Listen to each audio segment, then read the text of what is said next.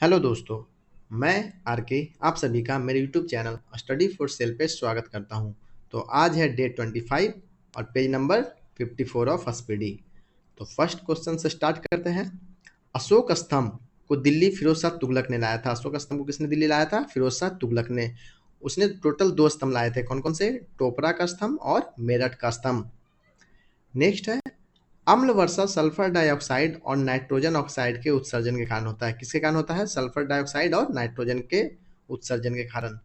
तो ये दोनों गैस कहाँ से निकलती है? जो गाड़ी चलती है उसके धुएं से, फैक्ट्री के धुएं से, ये सबसे उत्पन्न होती है। और ये फिर क्या होता है? वायुमंडल में जाके ऑक्सीजन और जल वाष्प के साथ प्रतिक्रिया करता है और वहां पे बनाता है क्या क्या? नाइट्रिक एसिड और सल्फ्यूरिक एसिड। और फिर ये बादलों में फैल जाता है और उसके बाद जब बारिश होता है तो वो अम्ल वर्षा के रूप में, या कोहरा जब बनता है तो वो अम्ल वर्षा के रूप में पूरे वायुमंडल में फैल जाता है, जिसके कारण बहुत सारे नुकसान होते हैं। जैसे पेड़ पौधों को नुकसान पहुंचता है, मिट्टी की लवणता कम हो जाती है, जो विश्व धरोहर बिल्डिंगें हैं, इमारत है, उसका नुकसान होता है, उसका क्षरण होने लगता है। तो ये सब इसकी प्रॉब्लम है। और साथ ही साथ मनुष्यों को सांस लेने में दिक्कत, गले में खराश, ये सब प्रॉब्लम होता है। तीसरा है, अग्नाशय ग्रंथि इंसुलिन को उत्पन्न करती है। क्या करती है? अग्नाशय ग्रंथि, जिसे पैंक्रियाज भी करते हैं, वो इंसुलिन को उत्पन्न करती है, जो कि हमारे रक्त शर्करा को नियंत्रित करता है। और इसके कमी से क्या होता है? मधुमेह रोग होता है। शाकाहारी प्रोटीन दालों से प्राप्त करते हैं। शाकाहारी प्रोटीन कहाँ से प्राप्त करते हैं? दालों से। सिर्फ दालों से ही नहीं, और भी बहुत सारे सोर्स हैं, जैसे सोयाबीन हो गया, आपका बादाम हो गया, मूंगफली, उसके बाद पनीर हो गया, ये सब से। और मांसाहारी बोला जाए तो वो भी इससे प्राप्त करते हैं। साथ ही आपका चिकन हो गया, मछली हो गया, मीट हो गया, अंडा हो गया, ये सब से प्राप्त करते हैं। नेक्स्ट है, भारतीय क्षेत्र का सर्वोच्च पर्वत शिखर कंचनजंगा है। भारतीय क्षेत्र का सर्वोच्च शिखर कौन सा हो गया? कंचनजंगा, जो कि तीसरे नंबर पे आता है। और ये कहाँ पे है? मतलब विश्व में ये तीसरा सबसे ऊंचा पर्वत है। विश्व में सबसे तीसरा सबसे ऊंचा पर्वत, और ये सिक्किम में स्थित है। कहाँ स्थित है? ये सिक्किम में। और इसकी ऊंचाई कितनी हो गई? 8586 मीटर। और ये भारत और नेपाल की सीमा पर स्थित है। कहाँ स्थित है? भारत और नेपाल की सीमा पर, सिक्किम में। और अगर सबसे दुनिया की सबसे ऊंची पर्वत बोली जाए तो वो माउंट एवरेस्ट है। और दूसरी सबसे ऊंची कौन सी हो गई? K2 या गॉडविन स्टीन। वो कहाँ है? वो आपका हो गया पीओके में, पाकिस्तान ऑक्युपाइड कश्मीर में। सूर्य किरणें भूमध्य रेखा पर अनुलंबवत गिरती है। कैसे गिरती है? अनुलंबवत, इसीलिए मतलब सीधी गिरता है, जिसके कारण भूमध्य रेखा पर हमेशा दिन और रात बराबर होता है और सबसे ज्यादा गर्मी भी पड़ती है। अंग्रेजों का सबसे पहला संघर्ष किसके साथ? औरंगजेब के साथ हुआ था। अंग्रेजों का सबसे पहला संघर्ष किस मुगल बादशाह के साथ हुआ था? औरंगजेब के साथ। और इसे क्या बोला जाता है? चाइल्ड का युद्ध। उस समय जो उसका निदेशक था अंग्रेजों का, वो उसका नाम क्या था? चाइल्ड, इसीलिए इसका चाइल्ड का युद्ध नाम पड़ा था, जो कि 1686-1690 के बीच में हुआ था। इसमें औरंगजेब औरंगजेब विजयी हुआ था, उसने अंग्रेजों को बुरी तरह से हराया था। उसके बाद संधि हुई थी जिसके बाद दोबारा से और ये मतलब ब्रिटिश जो है वो शासन करने लगे थे। शासन तो उन लोग का एक तरह से 1757 के बाद शुरू हुआ था, मतलब अपना व्यापार फिर से स्थापित कर सके थे। भारत का श्रेष्ठतम प्राकृतिक बंदरगाह विशाखापत्तनम है। मतलब उस समय के हिसाब से देखें तो ऐसे ये सबसे गहरा बंदरगाह है। विशाखापत्तनम क्या है? सबसे गहरा बंदरगाह। कुछ महत्वपूर्ण बंदरगाह के बारे में देखेंगे। एक है मार्मुगांव, जो कि जुआरी नदी पर है। कहाँ? गोवा में। फिर मैंगलोर बंदरगाह हो गया, कहाँ हो गया? कर्नाटक में। फिर पारादीप हो गया, कहाँ? उड़ीसा में। फिर तो तूतीकोरिन हो गया, कहाँ? तमिलनाडु में। ऐसे ही बहुत सारे ये फेमस फेमस है। और भी है, मुंबई बंदरगाह हो गया, एक एक नहावा शेवा हो गया, ये सब भी है फेमस वाली। फिर चलते हैं नेक्स्ट क्वेश्चन पे। ध्वनि की गति अधिकतम इस्पात में होता है। ध्वनि की गति अधिकतम कहाँ होता है? इस्पात में होता है। ये आप लोग जानते ही हैं, सबसे ज़्यादा ठोस में, फिर द्रव में, फिर गैस में। भारत में कहवा मतलब कॉफ़ी का सबसे बड़ा उत्पादक राज्य कौन हो गया? कर्नाटक हो गया। और देश में अगर बोला जाएगा तो कौन हो गया? वो ब्राज़ील हो गया। किण्वन जैविक उत्प्रेरक है। किण्वन क्या है? जैविक उत्प्रेरक है। ये क्या होता है? एक सूक्ष्म जीव होता है, जो खमीर और बैक्टीरिया, जैसे खमीर और बैक्टीरिया वाले सूक्ष्म जीव होते हैं किण्वन। वो क्या करते हैं? वो शर्करा को मतलब उसमें क्या करते हैं? वो किण्वन के द्वारा शर्करा को कार्बन डाइऑक्साइड और अल्कोहल में बदलना। जैसे कि हम लोग जो ब्रेड बनाते हैं उसमें क्या होता है? किण्वन होता है, और वो क्या करता है? शर्करा को कार्बन डाइऑक्साइड में बदल देता है। अगर हम लोग जैसे शराब बनता है तो उसमें क्या होता है? अंगूर में उसमें किण्वन हो रहा है, उसके बाद क्या बन जा रहा है? वो अल्कोहल में बदल जा रहा है। और ये अवायवीय प्रक्रिया होती है जिसमें ऑक्सीजन का जरूरत नहीं पड़ता है। कैसी प्रक्रिया होती है? अवायवीय, जिसमें हवा का जरूरत नहीं है। हाइड्रोलिक ब्रेक पास्कल सिद्धांत पर कार्य करता है। किस पे? पास्कल सिद्धांत पे कार्य करता है। इसमें पास्कल का नियम क्या है? जब किसी तरल पदार्थ पर दबाव डाला जाता है तो वह सभी दिशाओं में समान रूप से फैलता है। क्या होता है? समान रूप से फैलता है। इसीलिए क्या होता है कि द्रव वाले ब्रेक में क्या होता है, मतलब हाइड्रोलिक ब्रेक में यहाँ पे दबाव बनाया जाता है, फिर वो पानी के मदद से, लिक्विड की मदद से पूरे तरफ समान प्रेशर बनाता है और ब्रेक लगाने में आसानी होता है। इससे क्या होता है? ब्रेक लगाने में आपका आसानी हो रहा है। डायरेक्ट ब्रेक लगाएंगे तो उसमें थोड़ा हार्ड लगता है। नेक्स्ट चलते हैं। सल्फ्यूरिक अम्ल का उपयोग सीसा संचायक बैटरी में किया जाता है। किस में किया जाता है? सीसा संचायक बैटरी में किया जाता है। उसमें क्या होता है कि इसको क्या बोला जाता है? ये द्वितीयक सेल है। कैसा सेल है? ये द्वितीयक सेल है जिसमें सल्फ्यूरिक एसिड के बीच में रासायनिक प्रतिक्रिया करके ऊर्जा संग्रहित किया जाता है। किसके बीच में? सल्फ्यूरिक एसिड और सीसा के बीच में, लेड के बीच में रासायनिक प्रतिक्रिया करके ऊर्जा संग्रहित किया जाता है। और एक होता है, और ये इसके एग्जाम्पल क्या क्या होगा? जैसे फ़ोन का बैटरी, कार का बैटरी, ये सब क्या है? ये द्वितीय सेल है जो कि सल्फ्यूरिक अम्ल का वो सीसा संचायक बैटरी है। और अगर प्राथमिक सेल बोला जाएगा तो वो क्या करता है? रासायनिक ऊर्जा को विद्युत ऊर्जा में बदलता है। किसको? रासायनिक ऊर्जा को विद्युत ऊर्जा में। और ये कैसी बैटरी क्या होती है? जैसे आपका घड़ी का, रिमोट का, जो एक बार यूज होता है फिर फेंक दिया जाता है। और द्वितीय सेल क्या होता है? द्वितीय सेल ये रिचार्जेबल होता है, फिर से रिचार्ज कीजिए, फिर से यूज कीजिए। नेक्स्ट है, कोयलकारो विद्युत परियोजना झारखंड में है। कोयलकारो परियोजना कहाँ है? झारखंड में। ये दो नदी कोयल और कारो पे बनाया जा रहा था जिसे वहाँ के ग्रामीणों के आंदोलन के बाद स्थगित कर दिया गया। ये कभी बना ही नहीं। हैजा रोग जल के संक्रमण से होता है। किसके कारण से होता है? हैजा रोग जल के संक्रमण से। दूषित जल पीने से हैजा हो जाता है। चार मीनार हैदराबाद में स्थित है। चार मीनार कहाँ हो गया? हैदराबाद में। जिसे किसने बनवाया था? सुल्तान मोहम्मद कुली कुतुब शाह ने। किसने बनवाया था? सुल्तान मोहम्मद कुली कुतुब शाह ने 1591 में इसने बनवाया था। और इसमें क्या है? चार मीनार बने हुए, 1 2 3 4। और इसके ऊपर क्या बना हुआ है? मस्जिद बना हुआ है। और ये जो चारों मीनार हैं उनकी ऊंचाई कितनी है? 48.7 मीटर। हर एक मीनार की ऊंचाई है 48.7 मीटर। भारतीय भारतीय सेवक समाज की स्थापना 1905 में गोपाल कृष्ण गोखले ने की थी। किसकी? भारतीय सेवक समाज की स्थापना 1905। तो गोपाल कृष्ण गोखले के बारे में थोड़ा सा देख लेंगे, एक सेकेंड। हाँ, गोपाल कृष्ण गोखले जिन्होंने बनारस अधिवेशन जब हुआ था कांग्रेस का, उसकी अध्यक्षता की थी। कब? 1905 में। और इनका एक अंग्रेजी साप्ताहिक पत्रिका भी था। कौन सा? द हितवाद। ये अंग्रेजी का साप्ताहिक समाचार पत्र था, इनके द्वारा शुरू किया गया था।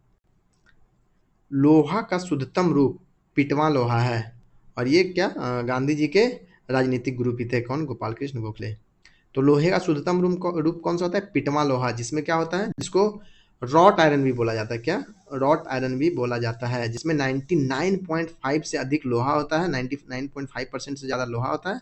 और 0.5 तक अशुद्धियाँ होती है, जिसमें कार्बन भी है। और इसका निर्माण ये किस में काम आता है? जैसे निर्माण में, जैसे कि रेलिंग हो गया, हम लोग का घर का जो होता है गेट हो गया, फिर वाहन का जो स्ट्रक्चर होता है वो सब इसमें किसका यूज होता है? पिटवा लोहा का होता है, जिसमें 99.5% होता है लोहा, जो कि मजबूत भी होता है, तन्य भी होता है, और जिसमें जल्दी जंग ना लगे। नेक्स्ट चलते हैं। ग्रीनविच से गुजरने वाला देशांतर रेखा प्रधान मध्याह्न रेखा कहलाता है। क्या कहलाता है? प्रधान मध्याह्न रेखा, 0 डिग्री देशांतर, जहाँ से वो ग्रीनविच टाइम GMT नापा जाता है। कहीं भी अगर यहाँ से टाइम मापेंगे तो कैसे मापेंगे? 4 डिग्री, मतलब 1 डिग्री बराबर 4 मिनट का डिफरेंस आएगा, 4 मिनट का। ब्रह्म समाज की स्थापना 1828 ईस्वी में हुई थी। कब हुई थी ब्रह्म समाज की स्थापना? 1828 ईस्वी में। किसने किया था? राजा राम मोहन राय ने। किसने किया था? राजा राम मोहन राय, जो कि एक सामाजिक धार्मिक आंदोलन था। ब्रह्म समाज क्या था? एक सामाजिक धार्मिक आंदोलन था। और इनकी जो है राजा राम मोहन की, इनकी मृत्यु कब हो गई थी? 1833 में। कहाँ हुई थी मृत्यु? इंग्लैंड में। नायलॉन पहला पूर्ण रूपेण संश्लिष्ट तंतु था। क्या था? पहला पूर्ण रूपेण संश्लिष्ट, मतलब ऑप्टिकल, ये सिंथेटिक फाइबर इसको बोलते हैं, जो कि आपका नायलॉन था। वो इसको क्या बोलते हैं? कृत्रिम तंतु ही बोलते हैं। ये कृत्रिम रूप से बनाया गया कपड़ा होता है, जिसमें कौन कौन से आ जाते हैं? आपका नायलॉन आ जा रहा है, पॉलिस्टर आ जा रहा है, एक्रिलिक हो जा रहा है, रेयॉन हो जा रहा है। और ये किससे बनता है? कोयला, पानी और हवा से मिलकर बना हुआ रहता है। और पहली बार कौन सा कब बनाया गया था? 1931 में बनाया गया था पहली बार। क्या? ये सिंथेटिक फाइबर या कृत्रिम तंतु। इसके कपड़े थोड़े टिकाऊ होते हैं और शरीर के लिए उतने अच्छे नहीं होते हैं, क्योंकि इसमें ऑक्सीजन का आदान प्रदान सही से नहीं हो पाता है। पाब्लो पिकासो स्पेन का प्रसिद्ध चित्रकार था। पाब्लो पिकासो कहाँ का चित्रकार था? स्पेन का प्रसिद्ध चित्रकार था। कहाँ का? स्पेन का। आप इसी से अंदाजा लगा सकते हैं कि उनकी एक पेंटिंग थी वुमन विद द वॉच। क्या था? Woman with the watch. वो 11.57 अरब रुपये में बिका, जिसकी नीलामी कितने में हुई? 11.57 अरब। उसी से आप अंदाज लगा सकते हैं कि वो कितने फेमस चित्रकार थे। नेक्स्ट चलते हैं। तारापुर परमाणु शक्ति संयंत्र में यूरेनियम ईंधन के रूप में प्रयुक्त होता है। क्या प्रयुक्त होता है? यूरेनियम। और ये सबसे पहला परमाणु शक्ति संयंत्र था जो कि महाराष्ट्र में स्थापित हुआ था 1969 में। कुछ और मतलब परमाणु ऊर्जा स्टेशन देखेंगे तो एक कैगा हो गया। कैगा परमाणु ऊर्जा संयंत्र, ये कहाँ हो गया? कर्नाटका में। फिर काकरापारा परमाणु ऊर्जा स्टेशन हो गया, ये कहाँ हो गया? गुजरात में। फिर एक हो गया कुडनकुलम परमाणु ऊर्जा संयंत्र, वो कहाँ हो गया? तमिलनाडु में। तो ये सब थोड़ा सा याद रखिएगा, कौन कौन से फेमस परमाणु ऊर्जा संयंत्र है। नेक्स्ट है अ सुटेबल बॉय के लेखक विक्रम सेठ हैं। अ सुटेबल बॉय के लेखक कौन है? विक्रम सेठ। तो विक्रम सेठ का कुछ और फेमस बुक भी है, देखेंगे, जैसे कि द गोल्डन गेट, उन्होंने 1986 में लिखा था। फिर अ सुटेबल बॉय हो गया, जिसका मैंने पढ़ा 1993 में लिखा था। फिर शानेट हो गया, एंड इक्वल म्यूजिक हो गया। और ये कौन थे? विक्रम सेठ जो थे वो कौन थे? लीला सेठ के पुत्र थे। किसके? लीला सेठ के, जो कि सुप्रीम कोर्ट की पहली महिला मुख्य न्यायाधीश थी। कहाँ की? सुप्रीम कोर्ट की, सर्वोच्च न्यायालय की पहली महिला मुख्य न्यायाधीश, उनके ये बेटे हैं। मलेरिया रोग प्रोटोजोआ द्वारा फैलता है। मलेरिया रोग किसके द्वारा फैलता है? प्रोटोजोआ द्वारा फैलता है। कौन से? प्लाज्मोडियम बैक्टीरिया द्वारा। बाजार के नियम के प्रवर्तक जॉर्ज बर्नार्ड शो थे। कौन थे? George Bernard Shaw. और ये कौन थे? एक आयरिश नाटककार थे, आलोचक थे। कौन थे ये? एक आयरिश नाटककार थे। और ये इन्होंने बाजार का नियम दिया था। उसमें क्या था इनका? कि बाजार की गतिविधियां मानव इच्छाओं और जरूरतों से प्रेरित है। बाजार की गतिविधियां कैसी है? मानव इच्छाओं और जरूरतों से प्रेरित है। मानव की जैसी इच्छा होगी वैसे वैसे बाजार की गतिविधियां बढ़ती जाती है। जरूरत जैसे जैसे बढ़ेगा वैसे वैसे बाजार बढ़ते जाता है। माल्थस का सिद्धांत पृथ्वी पर जनसंख्या के दबाव से संबंधित है। क्या से संबंधित है? जनसंख्या के दबाव से, माल्थस का सिद्धांत। तो इनके बारे में थोड़ा सा देखेंगे। थॉमस रॉबर्ट माल्थस इनका पूरा नाम था, और इनके एक पुस्तक थी, पुस्तक an essay on the principle of population, जिस पर यह सिद्धांत था जनसंख्या के दबाव से, जो कि 1798 में प्रकाशित थी। इसमें उन्होंने सिद्धांत दिया था कि जनसंख्या के हिसाब से, मतलब जिस हिसाब से हमारे यहाँ प्रोडक्शन चल रहा है उस हिसाब से जनसंख्या बहुत ज़्यादा स्पीड में बढ़ती है। अगर देखा जाए तो जनसंख्या जो है वो जीपी में बढ़ती, 1 2 4 8 ऐसे। और अगर खाद्य पदार्थ बोलेंगे तो वो 1 2 3 4 ये एपी में बढ़ रही है। ये इन्होंने क्या दिया था? मतलब किधर गया? सिद्धांत दिया था इन्होंने। फिर चलते हैं नेक्स्ट क्वेश्चन पे। Business at the speed of thought, इसके लेखक कौन है? बिल गेट्स हैं। Business at the rate speed of thought. और ये क्या है? माइक्रोसॉफ्ट के स्वामित्व इन्हीं का है, मतलब उसके मालिक हैं ये। चलते हैं नेक्स्ट क्वेश्चन पे। बस लास्ट ही है ये पेज। विद्युत संस्पर्श प्रतिरोधी तांबा धातु में अधिक होता है। किस में अधिक होता है? तांबा धातु में। फ्यूज का तार शीशा तथा टीन के मिश्र धातु का बना होता है। किसका बना होता है? शीशा तथा टीन का, जिसका गलनांक उच्च होता है। और ये क्या होता है कि बहुत ज़्यादा सब सर्किट में विद्युत प्रतिरोध भी उच्च होता है, गलनांक कम होता है। सॉरी, प्रतिरोध उच्च होता है और गलनांक कम होता है। तो उसमें क्या होता है कि अगर ज़्यादा विद्युत धारा अगर अचानक से आ गई तो ये गल जाएगा, हीट ज़्यादा ये प्रोड्यूस करेगा, जिसके कारण क्या होगा? रेजिस्टेंस के कारण हीट ज़्यादा प्रोड्यूस करेगा, तो ये गल जाता है। और प्रतिरोध मतलब ये सर्किट को तोड़ देता है, मतलब जो फ्लो है विद्युत धारा का हमारे घर में वो तोड़ देता है, जिसके कारण कि हाई वोल्टेज आने से हमारे घर में कोई भी नुकसान नहीं हो पाए। मलेरिया तिल्ली को प्रभावित करता है। मलेरिया किसको प्रभावित करता है? तिल्ली, जिसको प्लीहा भी बोलते हैं, उसको प्रभावित करता है। स्वर्ण जयंती स्वरोजगार योजना का प्रारंभ अप्रैल 1999 में हुआ था। कब हुआ था स्वर्ण जयंती स्वरोजगार योजना का प्रारंभ? अप्रैल 1999 में हुआ था। हवाई जहाज के ब्लैक बॉक्स का रंग नारंगी होता है। हवाई जहाज के ब्लैक बॉक्स का रंग कैसा होता है? नारंगी। ये क्या होता है कि जब हवाई जहाज चल रही है तो उसकी सभी गतिविधियों को ये कैद करता है, मतलब आपका कॉकपिट में जो भी बातचीत हो रहा है, आपका डायरेक्शन, आपका चलने का, रुकने का, सब उसमें रिकॉर्ड होता है। अगर कोई दुर्घटना हो गया तो इसी से उसका डेटा मिलता है कि दुर्घटना होने का रीजन क्या था। इसी से यहाँ पे आपको इन्फॉर्मेशन मिलेगा। और ये नारंगी इसलिए रखा जाता है ताकि जब ये एक्सीडेंट वगैरह होता है तो मलबों में वो आसानी से दिख सके। अगर वो ब्लैक रंग का रहेगा तो मिलना बहुत मुश्किल होगा, इसीलिए वो नारंगी कलर का होता है। ट्रॉपिक ऑफ कैंसर 27.5 डिग्री उत्तरी अक्षांश है। कौन सी है? 27.5 डिग्री उत्तरी अक्षांश, ट्रॉपिक ऑफ कैंसर, जिसे क्या बोलता है? कर्क रेखा। और 27.5 डिग्री साउथ अक्षांश बोलेंगे, मतलब दक्षिणी अक्षांश, तो वो कौन सा हो गया? आपका मकर रेखा। प्रथम भारतीय अंतर्राष्ट्रीय फिल्म समारोह का आयोजन 1952 ईस्वी में मुंबई में हुआ था।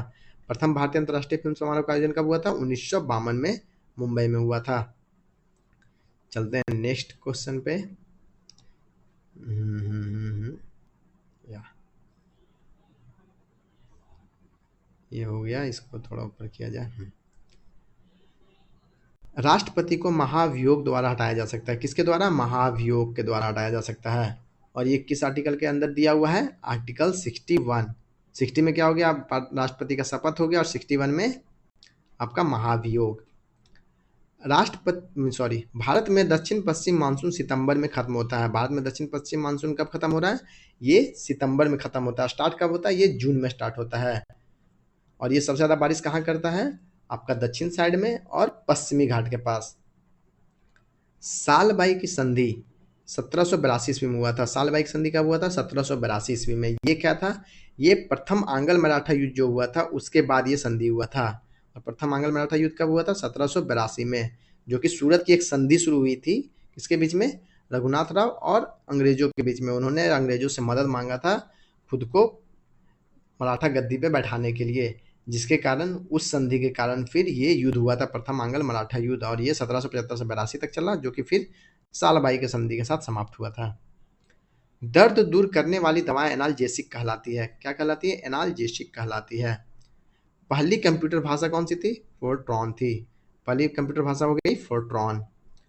आर्यभट्ट भारत के प्रसिद्ध गणितज्ञ थे। आर्यभट्ट कौन थे? भारत के प्रसिद्ध गणितज्ञ थे। इन्होंने जीरो की खोज की थी, और भी बहुत सारे फेमस फेमस इन्होंने खोज किया था। पाई का जो मान होता है वो भी इन्होंने ही खोजा था। दूध में पाई जाने वाली शर्करा लैक्टोज है। दूध में पाई जाने वाली शर्करा क्या होती है? लैक्टोज। जनसंख्या के अध्ययन को डेमोग्राफी कहा जाता है। जनसंख्या के अध्ययन को क्या कहा जाता है? डेमोग्राफी।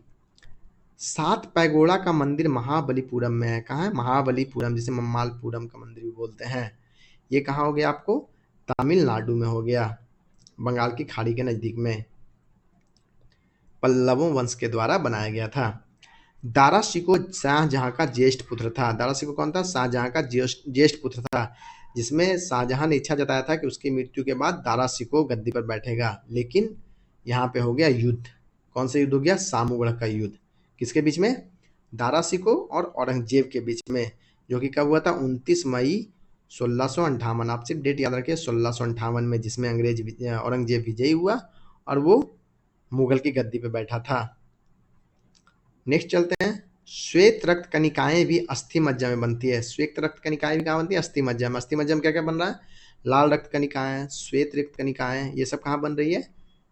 अस्थि मज्जा में बनती है।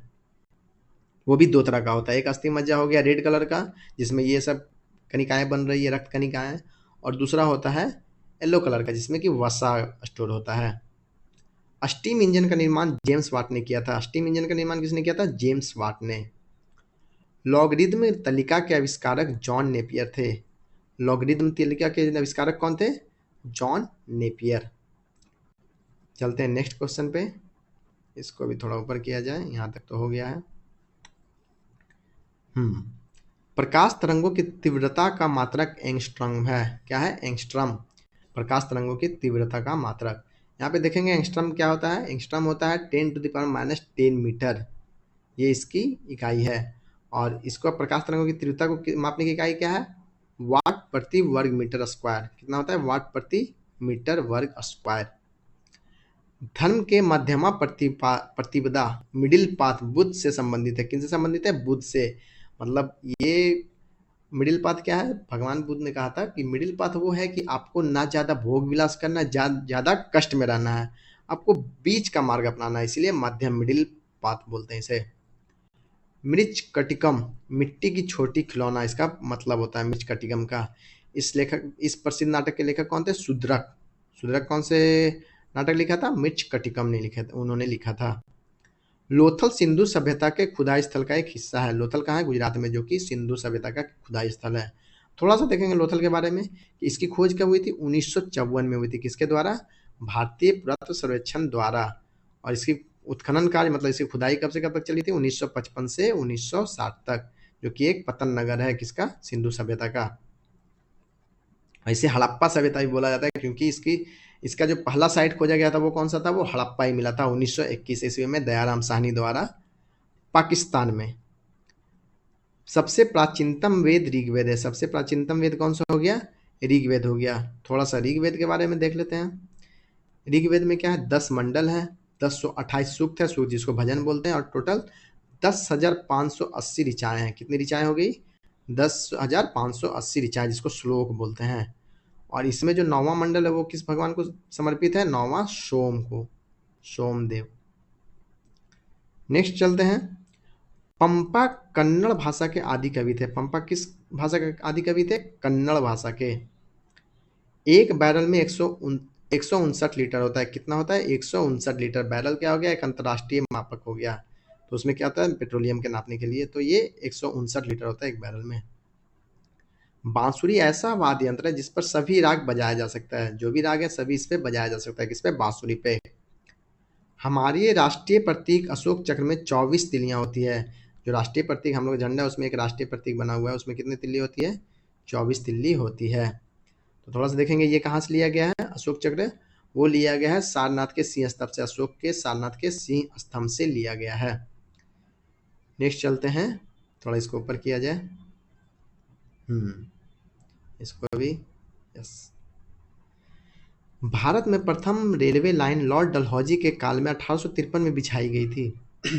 कब बिछाई गई थी? 1853 में। लॉर्ड डलहौजी का शासनकाल कब से कब तक था? 48 से 56 था। उसने बहुत सारे काम किए थे, जैसे कि टेलीग्राफ लाइन शुरू किया था, डाक प्रणाली की शुरुआत की थी, लोक निर्माण विभाग जो कि पीडब्ल्यूडी है उसकी शुरुआत की थी। और 1856 में इसी के शासनकाल में, मतलब जब ये गवर्नर था उसी समय विधवा पुनर्विवाह अधिनियम पारित हुआ था, जो कि ईश्वर चंद्र विद्यासागर के प्रयासों से हुआ था। ये एक समाज सुधारक थे, इनके प्रयासों से 1856 में विधवा पुनर्विवाह अधिनियम लागू हुआ था। और इसी के टाइम में, लॉर्ड डलहौजी के टाइम में राज हड़प नीति को लाया गया था। कब लाया गया था? 1848 में। जिसमें पहला कौन था? सतारा था। उसके बाद 1849 में संबलपुर, जैतपुर। उसके बाद हो गया 53 में झांसी, 52 में उदयपुर, मतलब 1852 में, 1854 में नागपुर। ये सबको हड़प लिया गया था राज हड़प नीति के अंतर्गत। 1992 तथा 1993 में बम्बई दंगों की जांच श्री कृष्ण कमीशन ने की थी। किसने की थी? श्री कृष्ण कमीशन ने। 1992 और 1993, मतलब 1992 दिसंबर से लेकर 1993 के जनवरी तक में बहुत सारे दंगे हुए थे मुंबई में। उसकी जांच किसने की थी? श्री कृष्ण कमीशन ने। इकेबाना फूलों की सजावट की जापानी कला है। इकेबाना क्या है? फूलों की सजावट की जापानी कला। 1946 में अटलांटा ओलंपिक खेलों के लिए, 1946 में कौन सा हुआ था? अटलांटा ओलंपिक हुआ था। उसका उद्घाटन संगीत जो उसकी रचना किसने की थी? जाकिर हुसैन ने की थी। 1996 में जो अटलांटा ओलंपिक हुआ था उसके उद्घाटन संगीत की रचना किसने की थी? जाकिर हुसैन, तबला बजाते हैं। सबसे बड़ा भारतीय कुरंग, कुरंग मतलब क्या? ये हो गया आपका हिरन। वो क्या है? बारहसिंगा है। भारतीय कुरंग सबसे बड़ा कौन सा हो गया? बारहसिंगा। और ये जो नीलगाय है वो भी क्या है? वो भी एक तरह से हिरन ही है, मृग है। 1973 की फिल्म गरम हवा, कौन सी फिल्म? गरम हवा, इस्मत चुगताई के उपन्यास पर आधारित थी। किसके? इस्मत चुगताई के उपन्यास पर। और ये एक उर्दू लेखक थे, उर्दू कवि थे, लेखक। नाव दौड़ केरल का एक लोकप्रिय खेल है। नाव दौड़ क्या है? केरल का एक लोकप्रिय खेल है। एसिटिलीन को आईयूपीएसी नाम एथाइन है। एसिटिलीन का स्पेशल नाम क्या है? एथाइन है। और ये किस लिए काम आता है?